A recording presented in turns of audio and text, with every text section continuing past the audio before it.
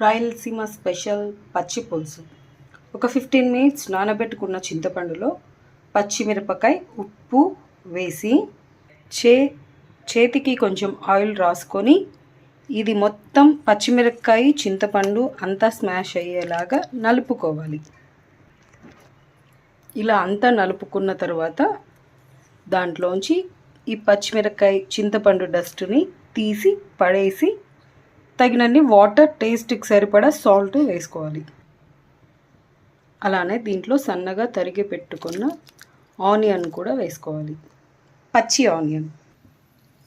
తరువాత ఆయిల్ కొంచెమే వేసుకొని ఆయిల్ హీట్ అయ్యాక ఆవాలు, కరివేపాకు, ఒట్టిమిరపకాయ వేసి తిరువాత పెట్టుకోవాలి.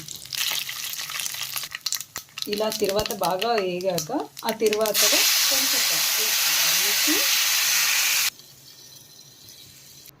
ఇలా పచ్చి పులుసులో తిరువాత వేసాక లైట్గా స్మాష్ చేసుకోవాలి ఈ కరివేపాకు, ఒట్టిమిరపకాయ.